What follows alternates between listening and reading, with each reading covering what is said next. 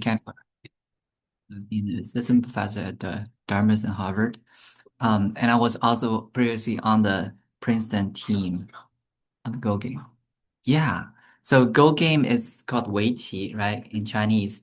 And so many of you, some of you probably know Go game because um, uh, almost 10 years ago, AlphaGo, so Google's DeepMind, developed this AI that defeated human champions in Go game, the Lee Sedol at that time. So I think over 1 billion people watched this game. That was a major milestone in AI development. Um, and and some of you might have seen, so that was a Nature paper.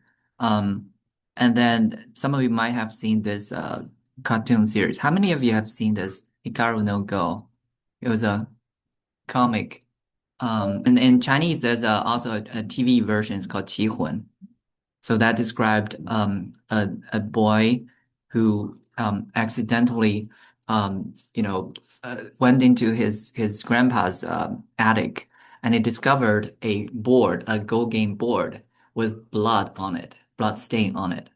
And then all of a sudden he saw someone appearing in front of him, and that was the ghost.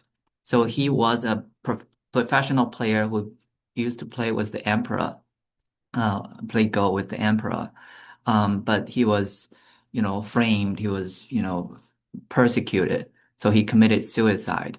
But he really loved playing Go, so his spirit remains on this board. And then until he met this boy, then, he was finally able to be seen. Um, and then he communicated with the boy. Um, and Yeah, and there was a lot of funny story evolved around that. I highly recommend it.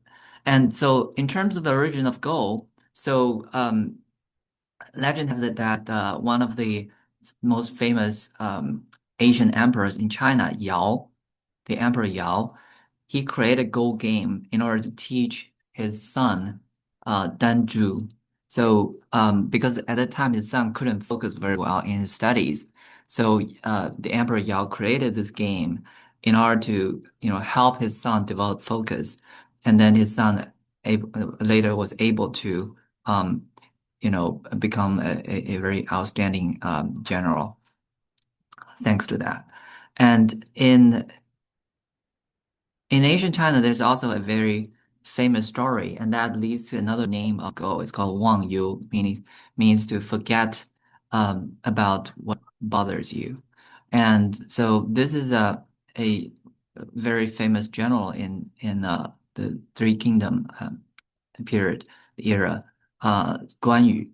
So at that time, so he was injured, an arrow that goes into his bone, and the arrow actually has poison in it. And at that time, the medical technology was not nearly advanced. So, um, it's really painful for the doctor to operate on his arm, and there's nothing that would, like there's no anesthesia at that time. And so, what he did is that he was playing the Go game against someone else, while the doctor Hua Tuo was operating on his arm, cutting into the bone and uh, get out the poisonous part. And so, but he was so focused on playing the game that he forgot about the pain. Um, and so, many of you probably know about the chess game, right? So how do these two games compare? So there are about 600 million chess players around the world, and among them, about 1,600 um, being the grandmasters. So it's kind of professional players, right? Um, Whereas the Go game is about 60 million people around the world. So it's about 1/10 of a chess players population. And in terms of professional players, it's about the same. So we have around 1,500 professional players. So now let's do a quick math. Um, what is the so how do you compare the probability of becoming a professional player, chess player versus a professional Go player? Which one is a higher probability? Okay, Leo. Uh, I think Go is a higher probability. by about Okay. 10. Yeah, very good. So the probability we know that is the desired outcome divided by the all possible outcomes. So for Go players, so it's 660 million, right? And whereas if you compare that with um chess players probability, so it's around 1600. So 1594 divided by now it's 600 million, right? So the numerator is about the same, but the denominator for the chess is one order of magnitude, so 10 times higher. So that means the probability of becoming a professional Go player is almost 10 times greater than a chess. Now, but in terms of the number of variations, so for chess, the number of possible patterns is about 10 to the 43 power. And for Go game, it's almost 10 to the 172. So that's many, many orders of magnitude larger. And that's why in Go game we said like, 千古无同局. That means even if you play it for thousands of years, there's not going to be two games that are identical. Because always you're almost always seeing a totally different pattern, totally different game. Okay. Um, and so the Go game, so why should you consider learning Go? So Go game can significantly help you improve the critical thinking skills because there's a lot of strategy thinking and planning ahead involved. And you have to constantly analyze the situation on the board and you have to anticipate and expect and calculate what is the best of your opponent's move and what is your best strategy in response to that. And so because there's no identical patterns, so each time you're facing a new situation, so you have to quickly come up with a solution, a creative solution that enhances your problem solving skills and creativity.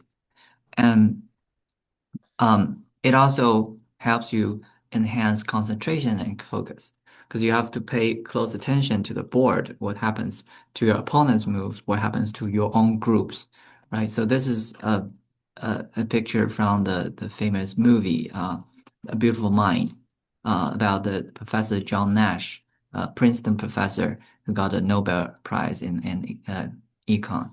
So he, figured out the Nash equilibrium from playing the Go game. Um, and so yeah, so playing the Go game can, significantly benefit your academic and personal life. Um, and it also helps you develop patience and perseverance because when you're facing a complex situation, it takes patience to analyze it and figure out what's the best strategy, right? And oftentimes you have to think on your opponent's shoes and say, in your opponent's shoes and think, oh, what's his best response? And given that, what is my best response? And you have to persevere, like when you are falling behind, right? There's a good chance if you do well, you can come back and catch up. So, it's a long game. So it takes patience to, even if you're lagging behind. So, don't give up. There's a good chance you can come back. And And you can also, a lot of strategy philosophies learned from the Go game can also be applied in life, in your career. That could also benefit your other aspects of life. And it boosts memory and visualization skills. So, Go game, it can get pretty complicated.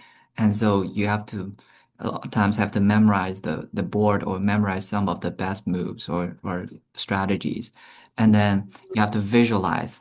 So imagine black, white, black, white. So unlike the chess game where pieces move around, in Go game, you keep adding stuff, right? But you have to imagine if I go here, I add black, he add white, black, white, black, white. After, 15 moves, what happens? And then choose another route, I do that again. So you have to basically in your brain, you have to have very good working memory.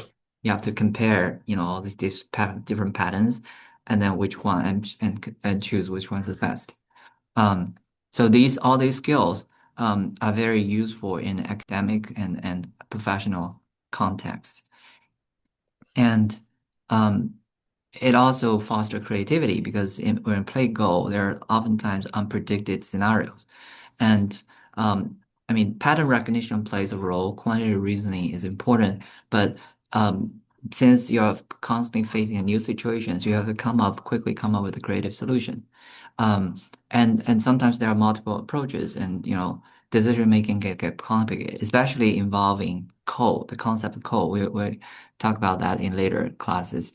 And that involves a lot of logic reasoning and um, comparison, quantitative comparison. And then it also takes intuitive gameplay. So professional players, they build up this neural networks that helps them to narrow down the search. So they don't have to think about, like 100 different moves, right? Each time they see a pattern, they can quickly identify, oh, these are the three most viable choices. And then I can just do calculation around those three. And that's kind of what AlphaGo has been doing, right? Is to build up the neural networks and the intuition that mimics or even surpasses the human professional player. And then you can, hone your analytical thinking skills as well. So Go game versus chess, I mean, they both help build up the focus and stuff, but then the ways of playing are very different. So in chess, you have moving pieces and you have less and less pieces because you keep capturing or being captured. You have less and less pieces until the end. If the king is captured, then, the side loses. Whereas, um, so that's reduction. But in Go game, you're doing addition. So we keep adding things to the board. So it's like pattern formation at the end, you build up a pattern with your opponents. So it's like crystallization of your thoughts, right? And then in terms of the board size are very different. Oh, I apologize. This should be 19 by 19 for I hope you find it. Um, so the chessboard is 8 by 8, right? It's very small. And Go game standardized is 19 by 19. And the goal or the objectives are different. Though in the chess game, the objective is very straightforward. So you capture the king, you win, right? Or your king being captured, you lose. Whereas in Go, every piece is the same. Now, the ultimate goal is to build more territory. So the side that surrounds more territory wins. And that's why in Chinese it's called weiqi, right? So wei means surround. So each of us surround areas. So at the end we compare the areas. And whoever surrounds more wins. And that's why, Go game, and because of the size difference and because of the rules, that's why the variations in Go game is humongous, is orders of magnitude higher than chess. Now, there's also another difference. So, does anyone know in chess who goes first? Black or white? Black. Black. Black. Mhm. Wait, in chess, yeah, white goes first, right? Oh, sorry. Yeah, in Go, the black goes first. Maybe that's what you Oh, I intend. see. Okay. Yeah, that's fine. Um, and and that's one reason why, chess interfest association was sued because they claim that white goes first and that's racist in chess. Um, so, but in Go game, that's not a problem because black goes first, right? Um, No, yeah, I agree. It's not racist, but people have been so serious about racism, so there was a case, they sued the Internet Chess Association for that. Anyway, so yeah, let's dive into the rules of Go. So the rules of Go are actually pretty simple as compared to chess because every piece is the same. So it's like us, right? Everybody is the same. But then how do we actually play it? So we say that Go or Weiqi or Bedok, right? It's a game of numbers. So the goal is to survive, okay, and survive forever. So at the end, we want to count those pieces that survive forever, those pieces that cannot be removed whatsoever. Okay. Now, how do you do that? How do you survive? Well, so we think about um, if we think about each piece being a person, right? Being our soldiers, we basically have these persons there and they need to breathe, right? And that there comes the concept of breath or qi in Chinese. In Western world, we also call it liberty sometimes. Okay, but it's all the same concept. So qi or wei qi or liberty. So what does that mean? We'll get to that. So okay, let's take a look at this. Okay, so if I have piece here, right, a black piece here, and it has four adjacent vacancies, right? So adjacent meaning there is a line segment connecting those two positions. So by the way, so on in the Go game, we um place the pieces on the intersections, okay? On the intersections, not within the grid. In chess, we place them inside the grids. But in Go game, we put them at intersections. Now, uh, for this piece, there are four adjacent intersections connecting to it. Now, if it's not occupied, then it's a liberty or it's a breath. So imagine if this is a person or this being a tree, right? So it needs to breathe and it breathes through the adjacent vacancies through these breaths or liberties. Okay. So this one has four liberties. Okay. Or four breaths. So it can breathe freely. But if it's at the corner, how many does it have? Well, Two. it only has two. Yeah, exactly. So this one doesn't count. Okay. This one is not directly connecting to it. Doesn't count. You have to have a set line segment connecting them. Uh, so this one has some difficulty breathing. So whenever you have only two breaths left, you start to feel difficulty breathing. Okay. Now on the side, this one has how many breaths? Three. Has three. Yeah, exactly. So I'm trying to see if I can. Does anyone know how to make this like full screen? I used to be able to. There's a um quick cut, but I don't know why it's not letting me do it. Let Um, me. Hmm? where's the button? Where's the button? Yeah, there's a button here, right? I mean, I click on it, but it's not letting me. Oh, Maybe there's I a could drop-off menu here. Is there a drop-off menu here? I can like do full screen, maybe review. go. That Some should be, huh? Somebody said go to view in the chat. View in the chat. Oh, here. Oh, yeah, maybe that's Zoom. uh Zoom. Zoom. No, I want to do full screen. Fit in, fit to window. Fit to window. Let's try that. No, it's not. There's a full screen mode, but I just don't.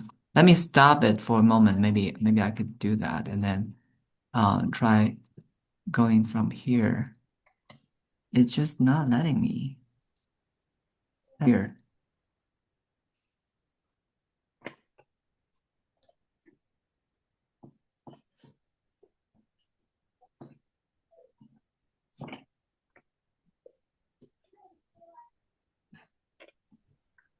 Function F5 or something. Does anyone know? Or maybe it's yeah, it's not letting me. Anyways, so let me go back.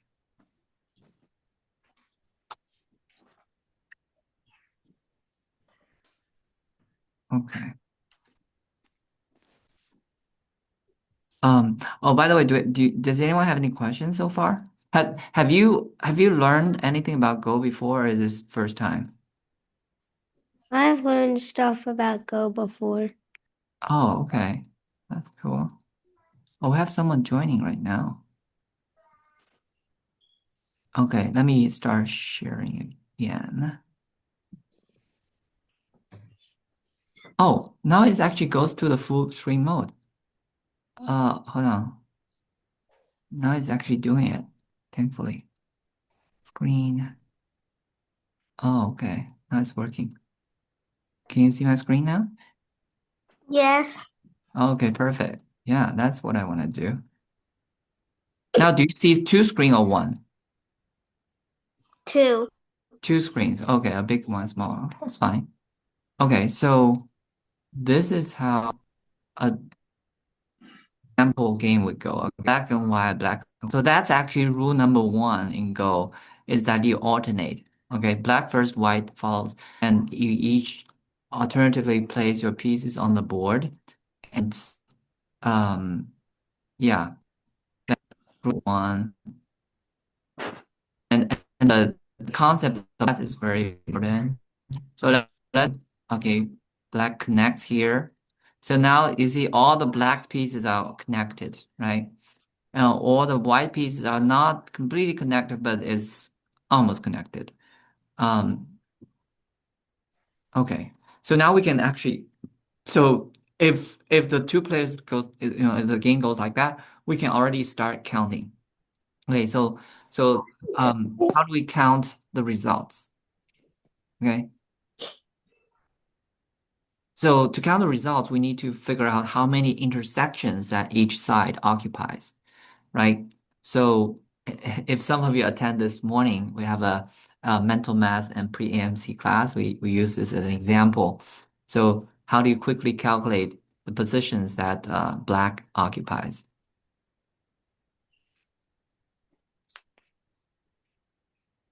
So basically all these cross positions. Oh, share the slides? Okay. I mean, I can share the recording maybe. Would that help? But you need to let your parents contact me. At the end, I'm gonna have the, WeChat, and then you parents can contact me, and then we can share some of the course materials. All right, so let's count the positions. Okay, sure. So there are different ways to count it. So some people did it this way, right? There's a rectangle here, rectangle there, and then a standalone piece. So we can do, you know, 5 times 3, right? For the first rectangle, and then you do, are you counting with me?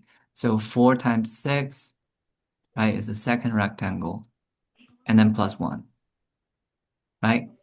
So that would be how many?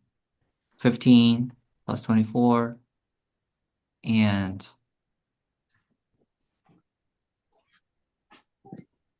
that's 40. Okay. And um alternatively, one could count this. Okay, so let me erase some of these. One could also count it this way, right? And then you have four standalone pieces. So you can say, oh, this is four, and how many rows do we have? This is 9 by 9 board. So it's 4 times 9 plus 4, right? And that's 36 plus 4 is 40. Or you can do this 4 times 1, and you can say, oh, 4 is a common factor. It's 4 times 9 plus 1. So it's 4 times 10 is 40. Okay. So either way. Um, Now, how many does white have?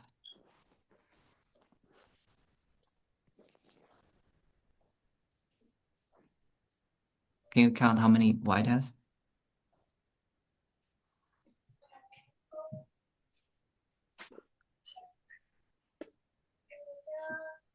Quickly. Oh, Leo did it. Okay, that's great. 41. Okay, great. Alan, awesome. So some of you might be doing this method again. That's fine. You can do 4 times 9, and then you count the standalone 5, right? It's 4 times 9, 36 plus 5, 31. Or you can say, okay, total is 9 by 9, right? So we know black is 40, so it's 81 minus 40, so it's 41. Okay. So to calculate who wins, um, we actually so at the end we really care about is what is white, black minus white. right? So black minus white is 40 minus 41 is -1. So black loses whatsoever, right?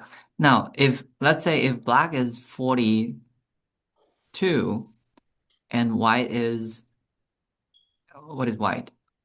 Is black if black is 42 and total is 81, right? 39. So 39. it's 39, right? So now the difference between them is 42 minus 39, and that's 3, right? Those 3 is the difference now. Um, okay, now who wins? Well, so here's another concept. It's called Comey. Um, well, okay. So if there's no Comey, then black wins. Absolutely. Because black has 42 and white has 39 and the difference is 3. Right? Black wins by 3 points. Now, um, because black goes first in the Go game, and that comes with a certain inherent advantage. Okay. So historically, people originally there's no Comey, so it just calculate black minus white. Okay, but then people found that black won by too much. Like the probability that black won is very, very high, and that is because black takes the first move, and that has a certain advantage. Okay, so people later figure out, oh, we then black should compensate white for that advantage in order for this game to be even, to be a fair game. And that is the concept of Comey. Okay, so Comey means the compensation. So black needs to give away a certain number of points in order for this game to have almost 50-50 winning chance. Right? Now, what the Comey should be actually is a mystery. So historically, we just take professional players playing and then decide on, and then they found that on 19 by 19 board, right? 19 by 19 board, they found that when we set it to be, 5.5, when the Comey is 5.5, black still has advantage. Black still win by a lot more. Now, so that's why they later adjusted to 7.5. Okay, and then found that, 7.5 is, you know, more or less equal. So, they have close to equal opportunities. But nowadays, actually, because our, overall the level has improved. So people found that 7.5 is still unfair. So, um, when it's 7.5, being the Comey, people found that white wins by a lot. Okay. And in fact, most professional players, if they have the choice, if they can choose between black and white under this rule, most people would choose white without hesitation. So that means that's too much compensation. So there is a balance. And what is the exact number? People still don't know. But we actually have doing some research on this. So we use top AI to do some self-play and determine what the Comey value should be. And we found out that it is probably like 7 should be the fair Comey. Okay. Um, but it's still, it's still an open question. Um, but anyway, so basically, Comey is a number of compensation what black should give to white for white in order for the game to be fair. Um, Now, if that is the case, if 7 is the case or 7.5 is the case, then black, leading by 3 points is not enough because you need to do 3 subtracted by if the 7.5, you need to do this. Okay. So that is -4.5. That means black still loses by 4.5 points. Even though the net result, I mean, on paper you know on table is black leads by 3 points. But because black needs to subtract, the Comey value, then black still loses. Does that make sense? So that's how we determine who wins the game, is to count the territory differences. Um, okay. And so we talked about the concept of breadth or liberty. Now, what happens when, okay, let's take a look at this group. Right, this group of 2 only has 1 breath left. That means it really has difficulty breathing. And same thing for this group or that group. They all have only 1 breath left. they couldn't breathe very well. Now, what happens if this is occupied by white? Then these two cannot breathe anymore, right? That means And they're that off the board. right, yeah. So that means they're gonna die, okay? So in Go game, if you cannot breathe, you die, okay? So that's why they need to be removed from the board. Okay, make sense? So that's rule number two. Like a Go game rule can be summarized in three sentences. One is black and white alternates, right? Put it on the board and you cannot move. And second is when you cannot breathe, you die, right? No breath, no life. Okay. And the third rule is what we explained is whoever surrounds more territory wins. So just three rules are the most fundamental rules. And other things are derived from this. Now let's take a look at this example. So here, black goes to this position with the triangle, and that is threatening to capture this white piece. Can you see that? Oh, can you see my screen? Can you see my mouse? Could you see my mouse? No? Okay. So this white piece now is under um threat, right? So it's under attack. So this is what we call the check. So check means threatening to capture, okay? Because now white has only one breath left. Now, if this is also occupied by black, then this white will be removed, right? No breath, no life. Make sense? Oh, Luke has a question. Go ahead. Last time we called it Atari. Oh, yeah, exactly. That's a very good point. So, um, in um in the official Go term, it's called Atari, but I kind of don't like it because I mean, it's kind of making it difficult for people to remember, right? I mean, Atari originated from the Japanese term, and so I think it'd be helpful. I mean, it's good to know it's Atari, but it's better, it might be better in order for Go to be a more popular game, right? We need to simplify the terms. We cannot give people too many like strange sounding terms like Atari, Joseki, you know, whatnot. There are a lot of terms, coming from Japanese. But I think for this gain popularity in the Western world, it helps to have these intuitive terms. Does that make sense? That's why I come up with breath. I come up with check, instead of a diary. Now, and there's a lot of them like Hane, and you're gonna see them, but we can mention them. But I highly recommend that we use some terms that's easy to intuitive, easy to understand. Um, and this move is also a tarry or check, right? Um, but I'm very impressed that you actually know it. Okay, so this move is checking on this whole group. It's threatening to capture, right? This white group. Can you see that? So Yes. after black's move, the white has only one breath left, or one liberty left. Okay. So it really has difficulty breathing. Now, what can it do to save this group? What could white do to save the group?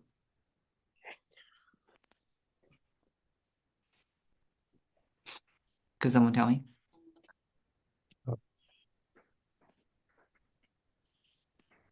Type. What do you mean type? Where? Muted. Where's the type? Oh, you can just say it. That's fine. So in order to save this group, right, The, we need to do what? Anybody? We need to go here, right?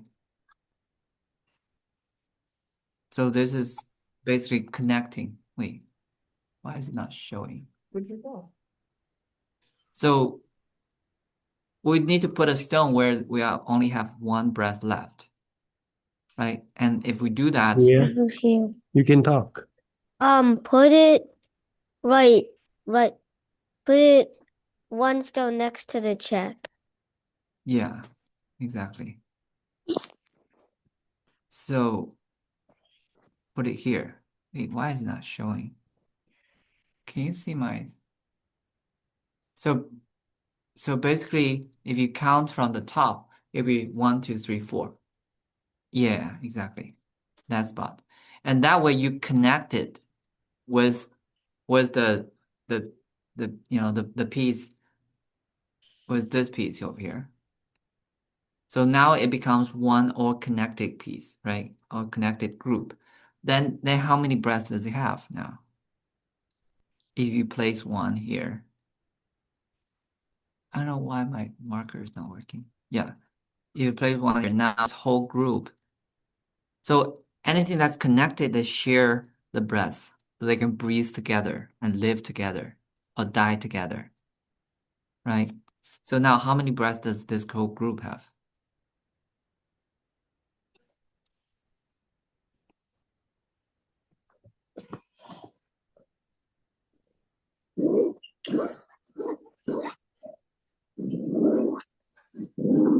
Can anyone tell me how many breaths you have now?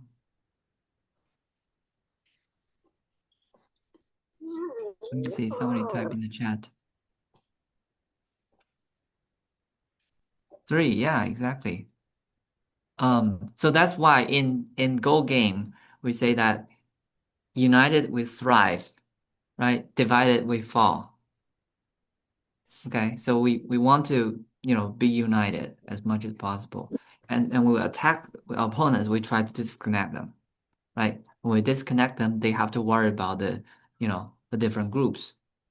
Um, and so here, as another example, so when the one with the cross was attacked, right? So if you want to save it, you cannot move it, right? In Go game, you cannot move it, but you can add another piece, A here. So they are connected and they breathe together. And now they have three breaths, right? So the longer you are, the more breath you have, the stronger. Yeah. Alan, yes. Okay. All right. So here are again some examples. So this is what we call the tiger's mouth. Okay. Tiger's mouth means um, if you put a piece here, right, it's immediately under check, right? It's being attacked. It only has one breath left, right? So this position is called tiger's mouth. It's like when you put your head in a tiger's mouth, it's gonna chop your head off, right? Um, and same thing here. So basically, in any situation, right, if you put a piece there, there's only one breath left. That's a tiger's mouth. And similarly, this one in the corner position is also a tiger's mouth because it only has one breath here. You see that? So if your opponent places in these positions, they only block the remaining only remaining breath, then that piece will be captured. Okay. All right. Now here, these positions are called forbidden points, and it's because when you try, let's say black tries to place a stone inside that, it immediately has no breath. So it should immediately be removed. And that's like committing suicide. Right. Isabella, you're right. Don't go into tiger's mouth. Now, sometimes you do that, and there should be a purpose. Okay. In the future, I'll show you. Sometimes people purposely, put a stone in the tiger's mouth, and that actually serve for a higher goal. And so here, yeah, that's called a sacrifice. And if sometimes there are situations where sacrifice is very worthwhile, and that kind of sacrifice is allowed. And now this kind of sacrifice is not allowed, meaning if you place a stone inside this already completely surrounded space, then your stone will be immediately removed, then that's not allowed. Make sense? It's forbidden. And same thing for the second situation. Okay, if you put a stone here and it's connected with a original black stone. And so these two pieces connected, they only have one, they have zero breath. That means that the whole group would die. I don't know why you cannot see my, but I'm talking about the top right corner, top right pattern. So that's also a forbidden point. Now, going to the lower left pattern. Yeah, thank you, Luke.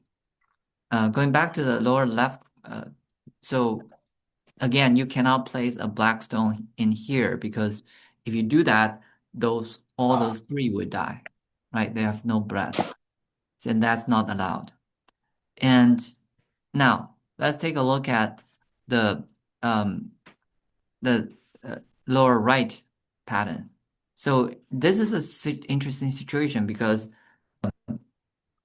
white is completely surrounded, right? This white group is completely surrounded by black.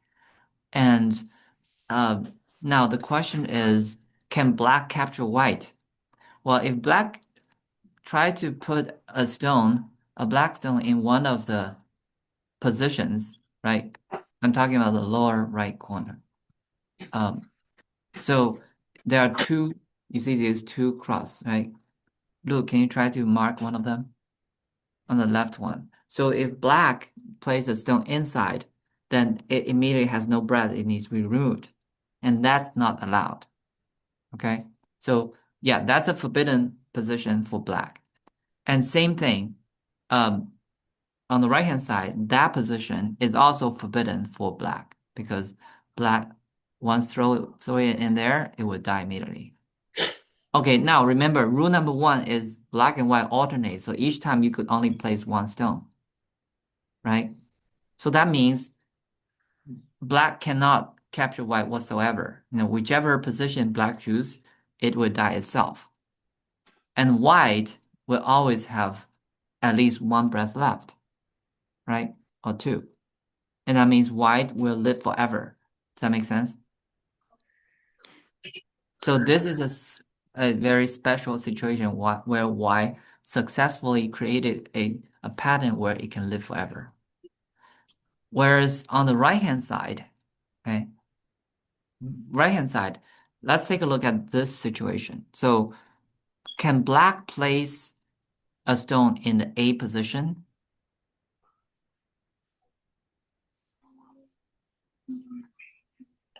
Could someone tell me?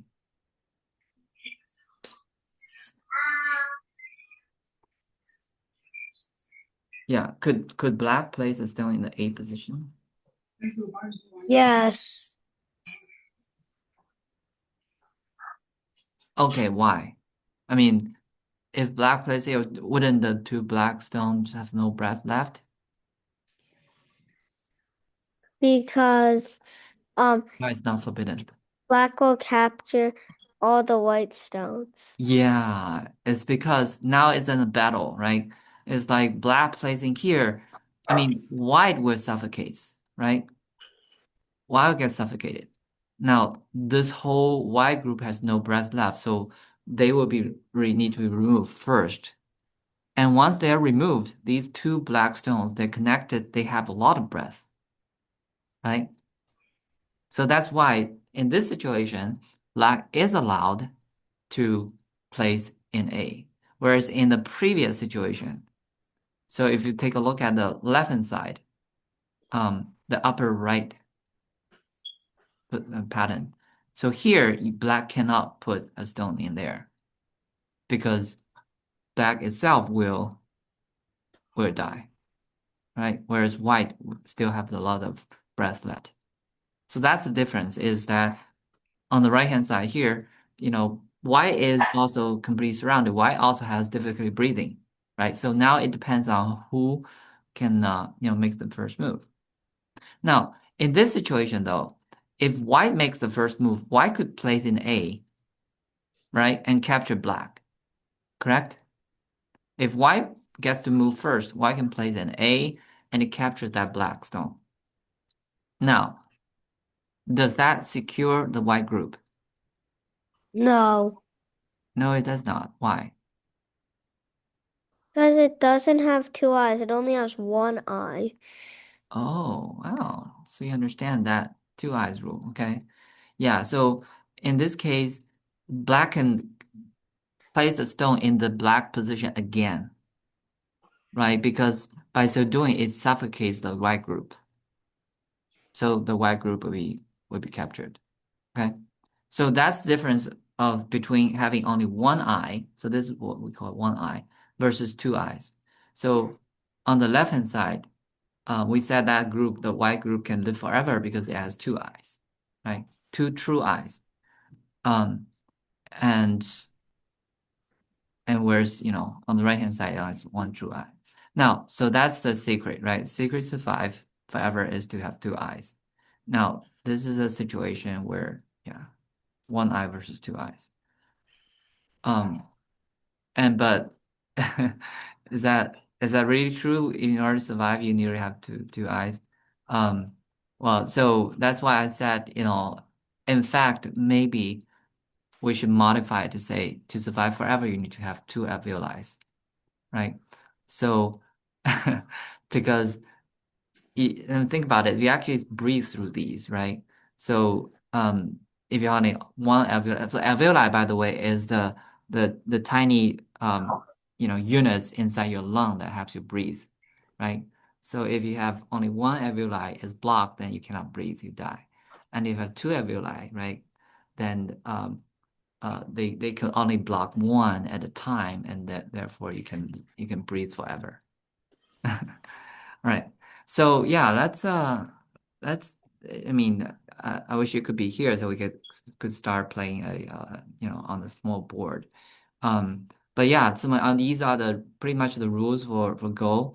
And there's actually one more rule that I haven't touched upon, which is the rule of let's see. Yeah, this is Qi. And let me see if I have the um there's a code rule that I didn't put in here. Okay.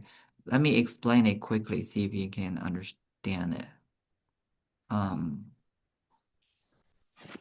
okay. So, well, does anyone have any questions so far? Pretty straightforward. Okay.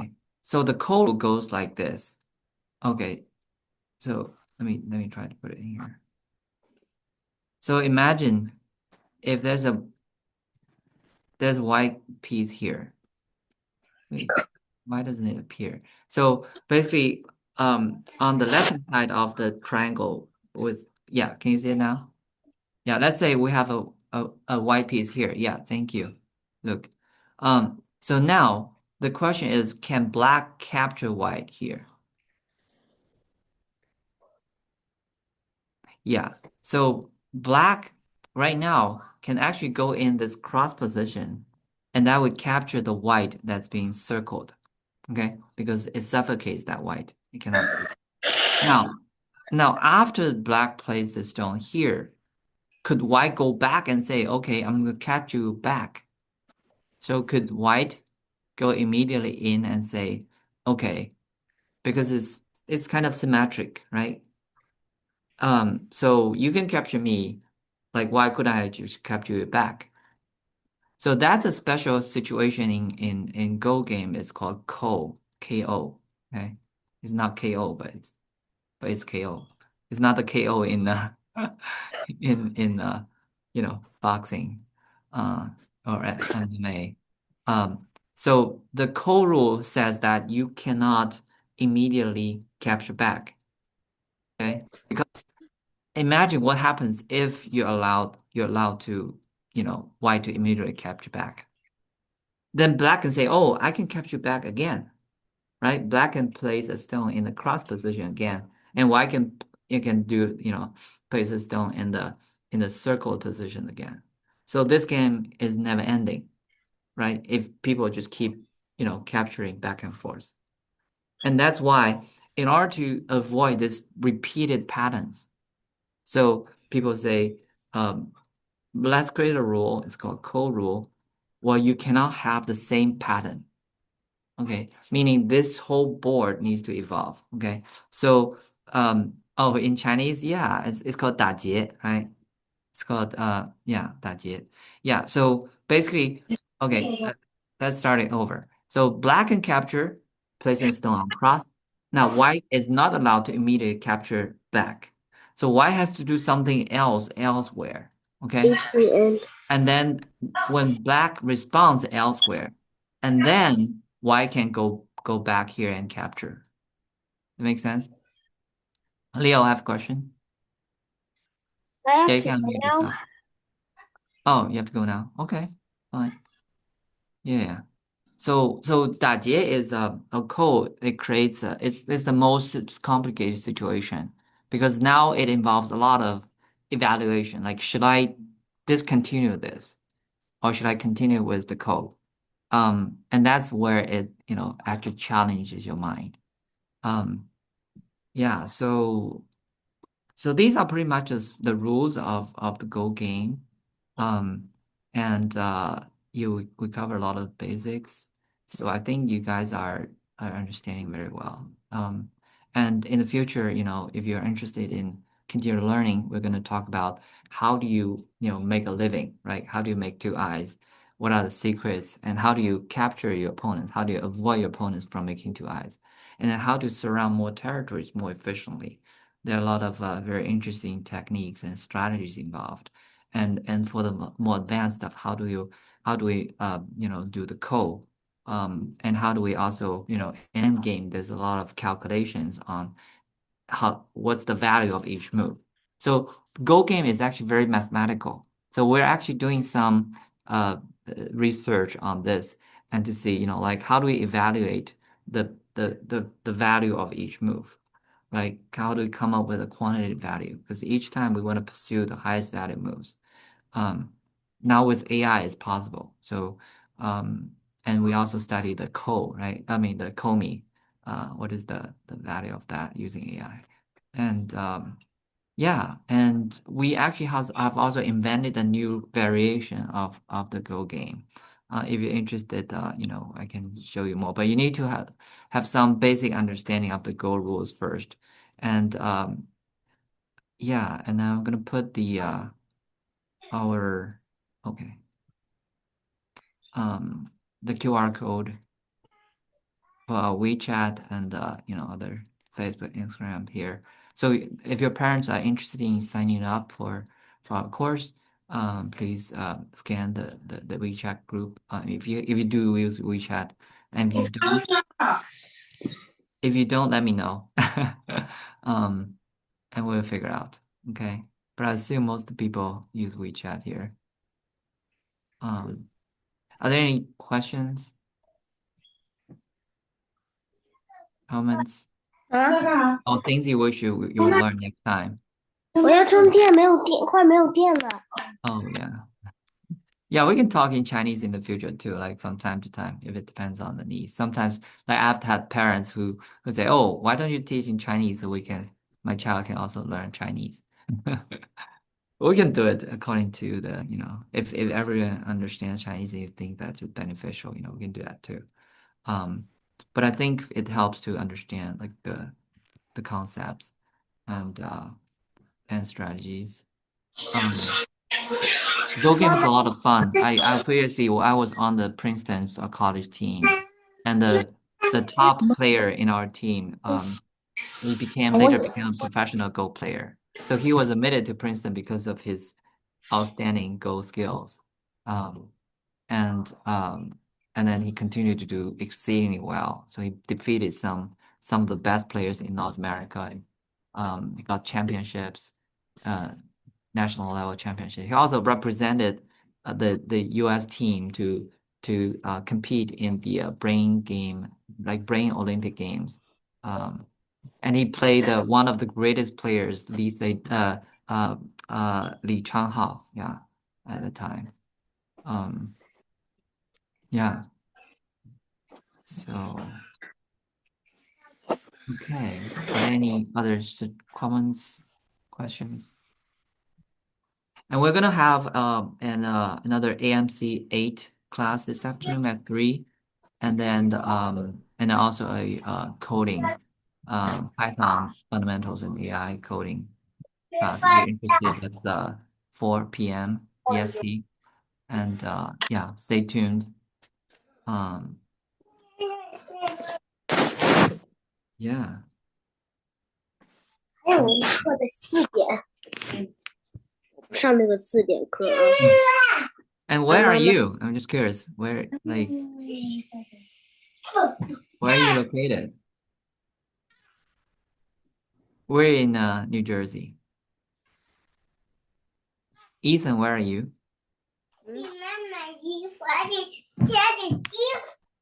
Yeah, also in New Jersey, right? Where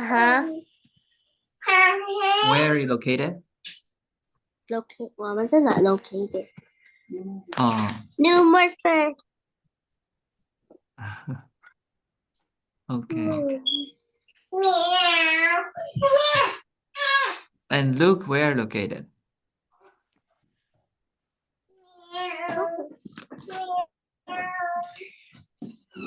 No. What the United States, whatever. Okay. No. Test All right. for you. So I see some parents are contacting me. That's great. Yeah. How did you do that? Arthur. Arthur, I think you're pretty good. You're learning very fast. And Luke as well. Yeah. Isabella. Great. This is a great game, and there's a lot of mathematics involved. I think that's also worth studying. You know, the mathematics behind the Go game. Yeah, my pleasure. Liliana. Yeah, we if you contact your parents contact me, I can share with you either the slides or the recording. Yeah. Okay.